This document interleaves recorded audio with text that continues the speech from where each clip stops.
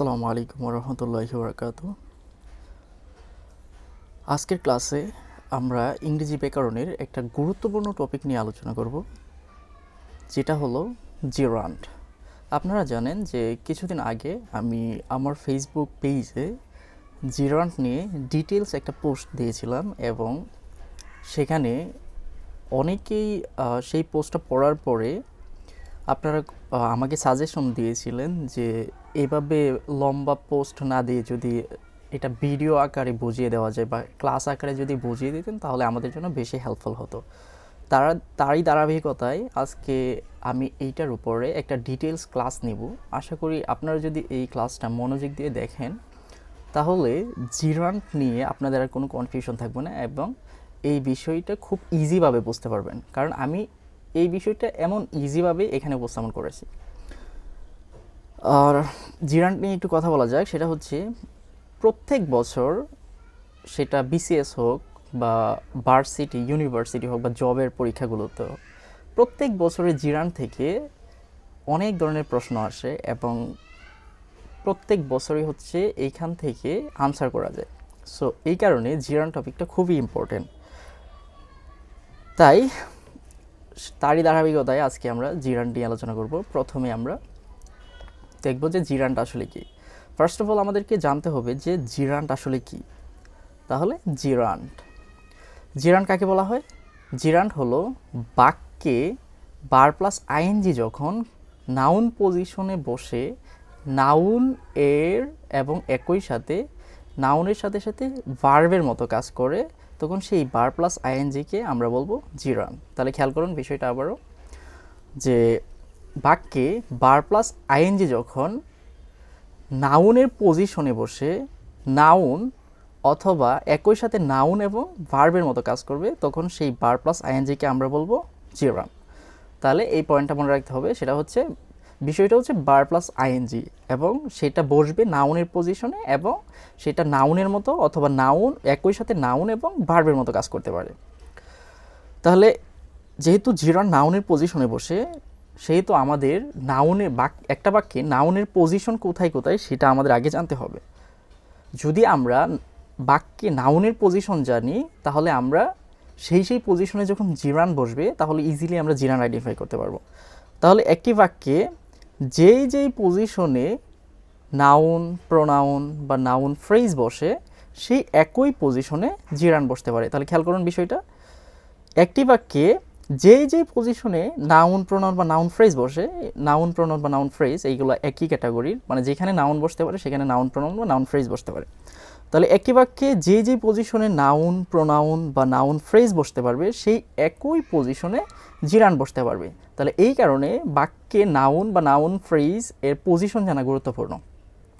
একটি বাক্যে সাধারণত ভার্বের সাবজেক্ট হিসেবে, ভার্বের অবজেক্ট হিসেবে, সাবজেক্টের কমপ্লিমেন্ট হিসেবে এবং প্রিপোজিশনের অবজেক্ট হিসেবে অথবা অ্যাপোজিশন হিসেবে নাউন, প্রোনাউন বা নাউন ফ্রেজ বসতে পারে। তাহলে খেয়াল করুন বিষয়টা, একটা বাক্যে ভার্বের সাবজেক্ট, অবজেক্ট, সাবজেক্টের কমপ্লিমেন্ট, প্রিপোজিশনের অবজেক্ট অথবা অ্যাপোজিশন হিসেবে নাউন, প্রোনাউন বা নাউন ফ্রেজ বসতে পারে। যেহেতু এই পজিশনগুলোতে নাউন, প্রোনাউন বা নাউন ফ্রেজ বসতে পারে, যেহেতু বার প্লাস আইএনজি মানে জিরান্ডগুলো নাউনের পজিশনে বসে, তাই একটি বাক্যে জিরান্ডও ভার্বের সাবজেক্ট হিসেবে, ভার্বের অবজেক্ট হিসেবে, সাবজেক্টের কমপ্লিমেন্ট হিসেবে, প্রিপোজিশনের অবজেক্ট হিসেবে অথবা অ্যাপোজিশন হিসেবে জিরান্ড বসতে পারে।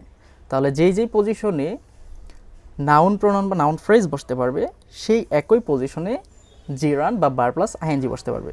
তাহলে এই বিষয়টা মানে এই টোটাল বিষয়টা জানা অনেক গুরুত্বপূর্ণ, কারণ যখন দেখবেন যে নাউনের পজিশনগুলোতে ভার প্লাস আইএনজি বসেছে সেই ভার প্লাস আইএনজিটা তখন জিরান্ড হয়ে যাবে। আমাদের 1 নম্বর পয়েন্ট সেটা হচ্ছে ভার্বের সাবজেক্ট হিসেবে ভার প্লাস আইএনজি বা জিরান্ড বসে। একটা বাক্যে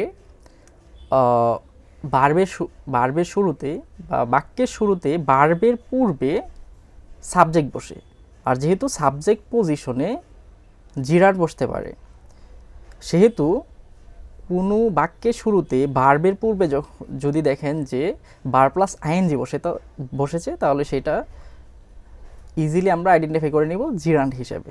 ওকে, তাহলে খেয়াল করুন যে সেন্টেন্সের শুরুতে ভার্বের সাবজেক্ট হিসেবে বার প্লাস আইএনজি বসলে সেটা জিরান্ট হয়। উদাহরণের মাধ্যমে ক্লিয়ার করা যাক। Making a good result in the exam needs a lot of hard work.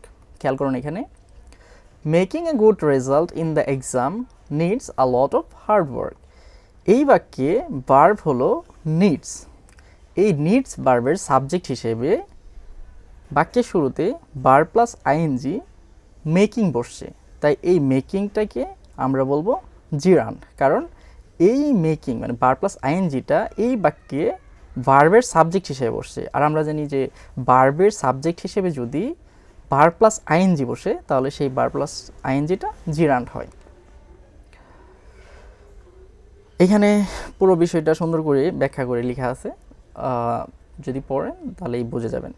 তাহলে দ্বিতীয় এক্সাম্পল দেখা যাক যে studying late at night can be exhausting. এখানে খেয়াল করুন যে studying late at night can be exhausting. এই বাক্যে ভার্ব হলো ক্যান বি। এই ক্যান বি ভার্বের সাবজেক্ট হিসেবে ভার্ব প্লাস আইএনজি স্টাডিং বসছে, তাই এই স্টাডিংটা জিরান্ট হয়ে যাবে, কারণ ভার্বের সাবজেক্ট হিসেবে যদি ভার্ব প্লাস আইএনজি বসে তাহলে সেটা জিরান্ট হয়।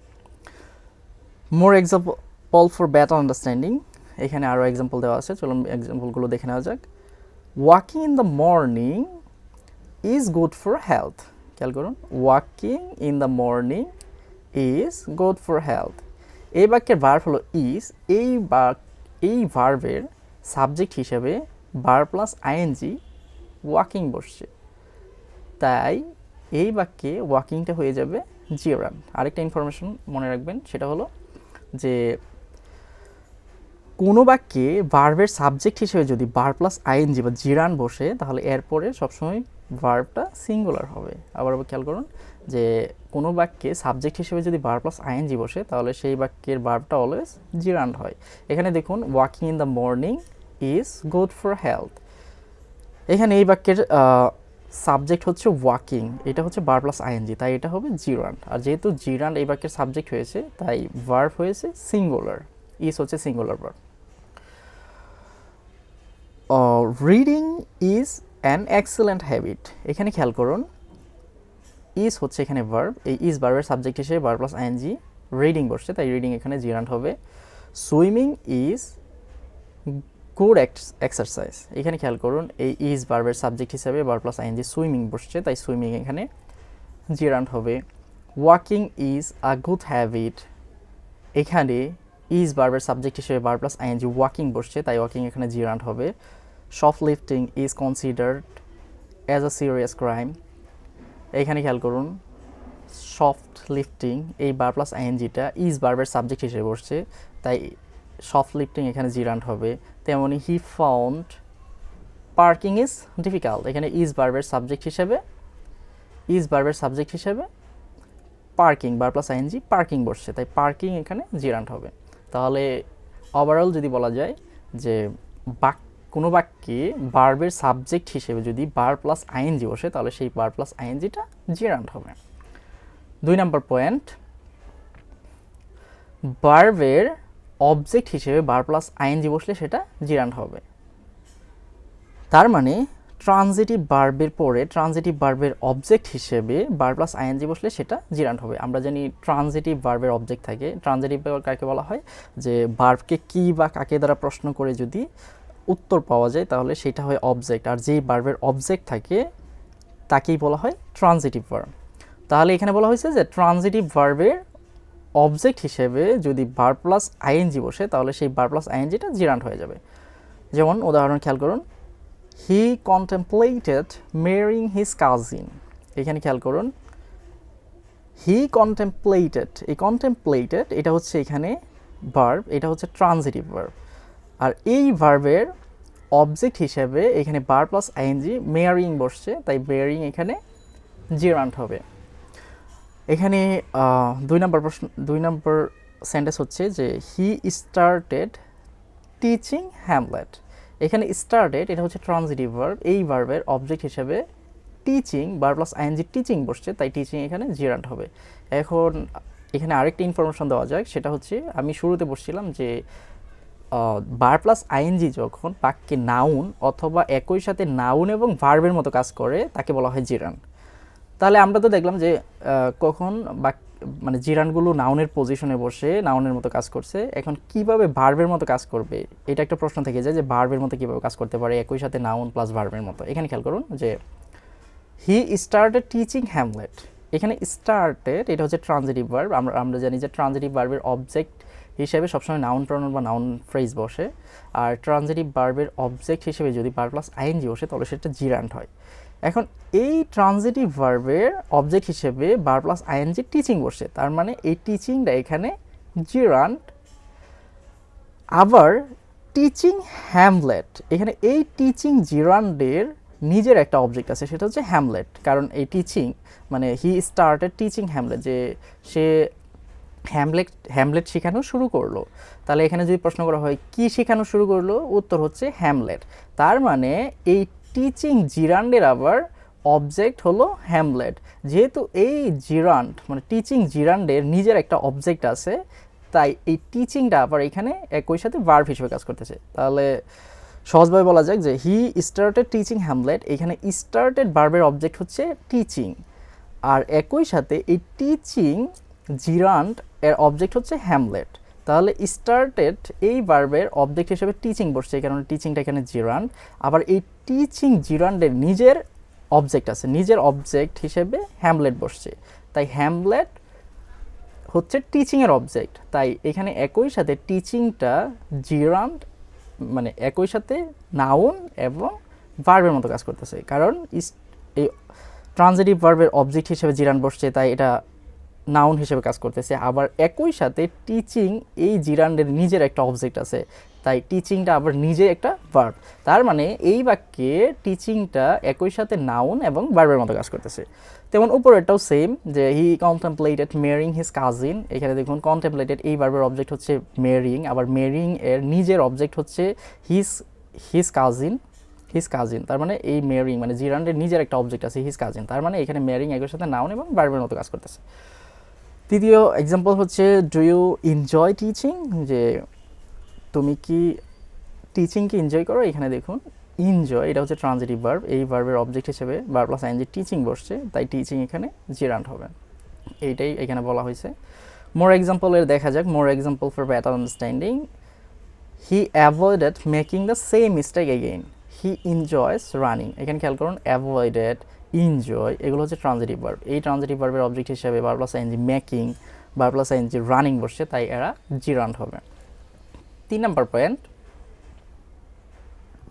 প্রিপোজিশনের অবজেক্ট হিসেবে ভার্ব প্লাস আইএনজি বসলে সেটা জিরান্ট হবে।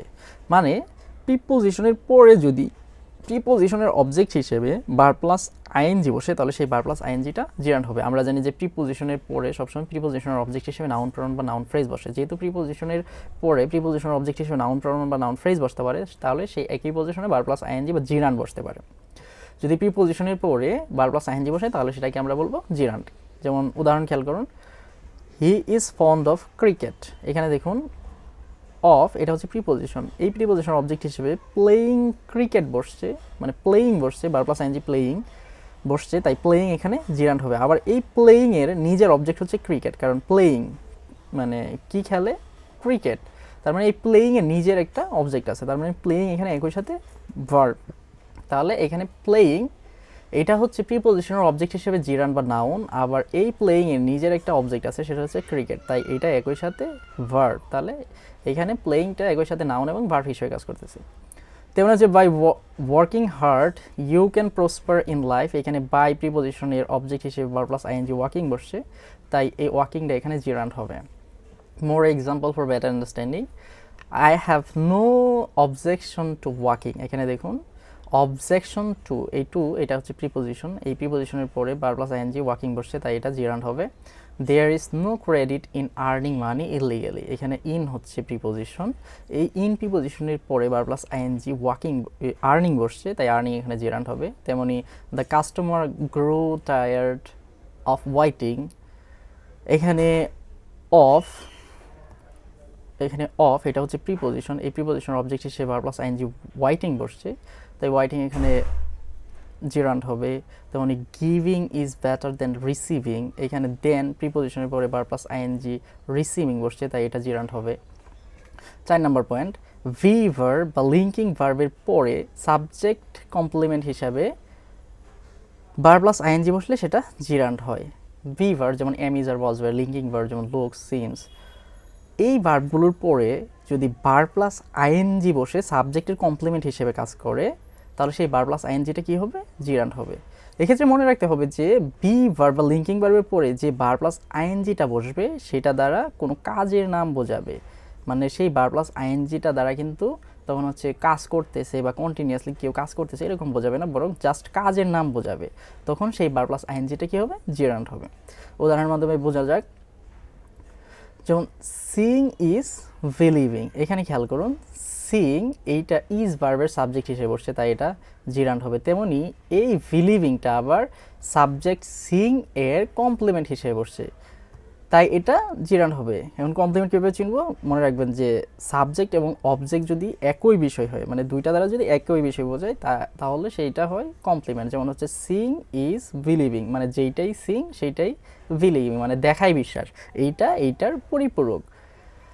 এক্ষেত্রে আইডেন্টিফাই করার আরেকটা সহজ উপায় হচ্ছে যে এই বি ভার্বটা তুলে মাঝখানে সমান চিহ্ন দিলে যদি দুইটা একই হয়ে যায় তাহলে এইটাকে বলা হয় কমপ্লিমেন্ট। যেমন সিং ইজ বিলিভিং, এখানে যদি ইজ তুলে দিয়ে আমরা সমান চিহ্ন দেই যে সিং সমান সমান বিলিভিং, মানে দেখাই বিশ্বাস, এখানে কিন্তু কেউ বিলিভ করতেছে মানে কেউ বিশ্বাস করতেছে এরকম কন্টিনিউটি বোঝাচ্ছে না, এখানে জাস্ট বিশ্বাস এরকম কাজের নাম বোঝাচ্ছে, তাই এটা জিরান্ট হবে। আবার my favourite activity is reading, এখানে কিন্তু খেয়াল করুন যে রিডিং মানে কেউ পড়তেছে এরকম বোঝাচ্ছে না, এখানে জাস্ট রিডিং কাজের নাম বোঝাইতেছে যে আমার ফেভারিট অ্যাক্টিভিটি হচ্ছে পড়া, এখানে কেউ পড়তেছে বা কন্টিনিউয়াসলি পড়ার কাজ চলতেছে এরকম বোঝাচ্ছে না। সো যেহেতু এখানে মাই ফেভারিট অ্যাক্টিভিটিটা কি? সেটা হচ্ছে রিডিং, মানে যেটাই মাই ফেভারিট অ্যাক্টিভিটি সেইটাই হচ্ছে রিডিং, তাই এখানে মাই ফেভারিট অ্যাক্টিভিটি এই সাবজেক্টের কমপ্লিমেন্ট হিসেবে ভার্ব প্লাস আইএনজি রিডিং বসছে, তাই রিডিং এখানে জিরান্ট হবে। এই বিষয়টা এখানে ব্যাখ্যা করে দেওয়া আছে, পড়লেই বুঝে মানে খুব সহজে বুঝতে পারবেন। এরপর হচ্ছে 5 নম্বর পয়েন্ট, যে অ্যাপোজিশন, কোনো কিছু পরিচয় বোঝাতে ভার্ব প্লাস আইএনজি বসলে সেটা জিরান্ট হয়। অ্যাপোজিশন মানে কি? অ্যাপোজিশন মানে হচ্ছে কোনো নাউন বা নাউন ফ্রেজ এর পরিচয়। মনে রাখবেন যে কোনো নাউন বা নাউন ফ্রেজের পরে যদি ভার্ব প্লাস আইএনজি বসে সেই নাউন প্রনাউন বা নাউন ফ্রেজেরই পরিচয়টা না হয় বা পরিচয় দেওয়া হয়, তাহলে সেই ভার্ব প্লাস আইএনজিটাকে বলা হবে সেই নাউন বা নাউন ফ্রেজের অ্যাপোজিশন। আর সেই অ্যাপোজিশন হিসেবে যদি ভার্ব প্লাস আইএনজি বসে তাহলে সেই ভার্ব প্লাস আইএনজিটাকে বলা হবে জিরান্ট। এখানে খেয়াল করুন যে his hobby collecting old traces is rather expensive, এখানে খেয়াল করুন হিজ হবি, তার হবিটা কি? তার হবিটা হচ্ছে কালেক্টিং ওল্ড ট্রাসেস, তার মানে কালেক্টিং ওল্ড ট্রাসেস দ্বারা হিজ হবি আর একটা পরিচয় দেওয়া হচ্ছে। যেহেতু এই সাবজেক্ট হিজ হবি এর পরিচয় দিতে কালেক্টিং মানে ভার্ব প্লাস আইএনজি বসেছে, তাই এই কালেক্টিং ওল্ড ট্রাসেস বা কালেক্টিং এখানে জিরান্ট হবে। তাহলে সহজে মনে রাখবেন যে কোনো বাক্যে নাউন বা নাউন ফ্রেজ এর পরিচয় দিতে বা অতিরিক্ত তথ্য দিতে যদি সেখানে ভার্ব প্লাস আইএনজি ব্যবহার হয় তাহলে সেই ভার্ব প্লাস আইএনজিটা হবে জিরান্ট, এটাকে বলা হবে জিরান্ট used as apposition। তাহলে এই বিষয়টা এখানে সুন্দর করে ব্যাখ্যা করে দেওয়া আছে। 6 নম্বর পয়েন্ট, আর্টিকেল বা ডিটারমিনারের পরে একক ওয়ার্ড হিসেবে ভার্ব প্লাস আইএনজি বসলে সেটা জিরান্ট হবে। যেমন no smoking, no parking, no talking, a little learning. এখানে খেয়াল করুন বলা হয়েছে যে ডিটারমিনার বা আর্টিকেলের পরে যদি একক কোনো ওয়ার্ড বসে, এখানে খেয়াল করুন যে নো স্মোকিং, এখানে নো এটা হচ্ছে ডিটারমিনার, এখানে নো ডিটারমিনার, এখানে নো ডিটারমিনার, এখানে এ আর্টিকেল বা লিটল এটা হচ্ছে ডিটারমিনার। তাহলে ডিটারমিনার বা আর্টিকেলের পরে একক ওয়ার্ড হিসেবে যদি ভার্ব প্লাস আইএনজি বসে তাহলে সেগুলোকে বলা হবে জিরান্ট। এখানে দেখুন নো এর পরে ভার্ব প্লাস আইএনজি স্মোকিং বসছে, এখানে নো এর পরে ভার্ব প্লাস আইএনজি পার্কিং বসছে, এখানে নো এর পরে ভার্ব প্লাস আইএনজি টকিং বসছে, এখানে লিটল ডিটারমিনারের পরে ভার্ব প্লাস আইএনজি লার্নিং বসছে। যেহেতু এগুলো ডিটারমিনার বা আর্টিকেলের পরে বসছে তাই এগুলোকে বলা হবে জিরান্ট, কারণ ডিটারমিনার বা আর্টিকেলের পরে একক ওয়ার্ড হিসেবে বার প্লাস আইএনজি বসলে সেগুলোকে বলা হবে জিরান্ড। 7 নম্বর পয়েন্ট, সেটা হচ্ছে নির্দিষ্ট কিছু এক্সপ্রেশন বা ফ্রেজ আছে এরপরে যদি বার প্লাস আইএনজি বসে তাহলে সেগুলোকে জিরান্ড বলা হবে। যেমন ফ্রেজগুলো হলো ক্যান নট অথবা could not help, can not অথবা কুড নট বেয়ার বা ক্যান নট অথবা could not stand, it is no good, it is no use. তারপরে ওর্থ, এই যে ফ্রেজ বা এক্সপ্রেশনগুলো আছে এদের পরে যদি দেখেন যে বার প্লাস আইএনজি বসছে তাহলে সেই বার প্লাস আইএনজিটা নির্দ্বিধায় জিরান্ড হিসেবে আইডেন্টিফাই করে ফেলবেন। যেমন I can not help smoking, এখানে দেখুন ক্যান নট হেল্প এই ফ্রেজের পরে বার প্লাস আইএনজি স্মোকিং বসছে, তাই স্মোকিং এখানে জিরান্ড হবে। আই ক্যান নট বিয়ার অথবা I can not stand hearing her Cry, এখানে দেখুন ক্যান নট বিয়ার বা ক্যান নট স্ট্যান্ড এর পরে বার প্লাস আইএনজি হিয়ারিং বসছে, তাই হিয়ারিং এখানে জিরান্ড হবে। তেমনি ইট is no use trying to escape, it is no good arguing, it is অর্থ রিডিং, এখানে প্রত্যেকটাই যে ইট is no good, it is no use, অর্থ, এইগুলোর পরে এই ফ্রেজগুলোর পরে বার প্লাস আইএনজি ট্রাইং, বার প্লাস আইএনজি আর্গুইং, বার প্লাস আইএনজি রিডিং বসছে, তাই এগুলো এখানে জিরান্ড হবে। 8 নম্বর পয়েন্ট, কম্পাউন্ড নাউন হিসেবে বার প্লাস আইএনজি বসলে সেই বার প্লাস আইএনজিটাকে বলা হবে জিরান্ড। এখন কম্পাউন্ড নাউন কি মনে রাখবেন যে দুইটা নাউন, আলাদা অর্থবোধক দুইটা নাউন পাশাপাশি বসে যদি একক কোনো অর্থ প্রকাশ করে তখন সেটাকে বলা হবে কম্পাউন্ড নাউন। আর কম্পাউন্ড নাউন হিসেবে যদি বার প্লাস আইএনজি বসে তাহলে সেই বার প্লাস আইএনজিটা জিরান্ড হবে। এখানে খেয়াল করুন, উদাহরণের মাধ্যমে বুঝিয়ে দেওয়া যাক। এখানে ইয়ার এটা হচ্ছে আলাদা অর্থবোধক নাউন, আবার পোর্ট এটা হচ্ছে আলাদা অর্থবোধক নাউন। ইয়ার মানে বাতাস, পোর্ট মানে হচ্ছে স্থান বা স্থলবন্দর বা স্থল এরকম বা বন্দর টাইপের। তাহলে এয়ারপোর্ট দুইটা আলাদা অর্থবোধক শব্দ এবং দুইটা আলাদা অর্থ আছে, কিন্তু দুইটা যদি একসাথে হয়ে যায় তাহলে একক একটা অর্থ হয়ে যায় এবং একক অর্থ দেয়। যেমন এয়ারপোর্ট মানে হচ্ছে বিমানবন্দর, তখন হচ্ছে একক অর্থ দেয়। যখন এরকম দুইটা ওয়ার্ড মিলে একক অর্থ দেওয়া হবে তখন এটাকে বলা হবে কম্পাউন্ড নাউন। তেমনি দুইটা ওয়ার্ড মিলে যদি একক অর্থ প্রকাশ করে এবং সেখানে যদি ভার প্লাস আইএনজি থাকে তাহলে সেই ভার প্লাস আইএনজিটাকে বলা হবে জিরান্ড। যেমন খেয়াল করুন, উদাহরণের মাধ্যমে বোঝানো যাক যে swimming pool, walking stick, reading table, walking street, writing pen, এখানে প্রত্যেকটাই হচ্ছে কম্পাউন্ড নাউন। কারণ হচ্ছে সুইমিং একটা নাউন, পুল একটা নাউন, এই দুইটা নাউন একত্রে মিলে সুইমিং পুল একক অর্থ দেয়। সুইমিং পুল বললে কিন্তু অন্য কোনো অর্থ দেয় না বা অন্য কোনো পুল বোঝায় না, স্পেসিফিক একটা পুল বোঝায়। তেমনি ওয়াকিং স্টিক বললে শুধু হাঁটার লাঠি বোঝায়, অন্য কোনো স্টিক বোঝায় না। সো এখানে এই দুইটা করে নাউন মিলে একক অর্থ দিচ্ছে বা একক অর্থ প্রকাশ করতেছে এবং এখানে বার প্লাস আইএনজি আছে, তাই এই বার প্লাস আইএনজিগুলো এখানে জিরান্ড হবে। তাহলে সহজে মনে রাখবেন যে কম্পাউন্ড নাউনের পার্ট হিসেবে যদি বার প্লাস আইএনজি বসে তাহলে সেই বার প্লাস আইএনজিটা জিরান্ড হয়ে যায়। যেমন swimming pool, walking stick, reading table, এই প্রত্যেকটাতেই বার প্লাস আইএনজি আছে এবং এরা একক অর্থ দিচ্ছে, তাই এই বার প্লাস আইএনজিগুলো এখানে জিরান্ড হয়ে যাবে। আশা করি জিরান্ডের এই পুরো আলোচনাটা ক্লিয়ার। এছাড়াও যদি কেউ বুঝতে না পারেন বা কারো যদি কোনো প্রশ্ন থাকে তাহলে এই ভিডিওর নিচে কমেন্টে জানাতে পারেন, আমি আপনার ডাউটটা ক্লিয়ার করে দেওয়ার চেষ্টা করব। সো আজকে এই পর্যন্তই, আশা করি পুরো ক্লাসটা আপনাদের ভালো লেগেছে। সো আজকের মতো এখানে বিদায়। আসসালামু আলাইকুম রহমতুল্লাহি ওয়া বারাকাতুহু।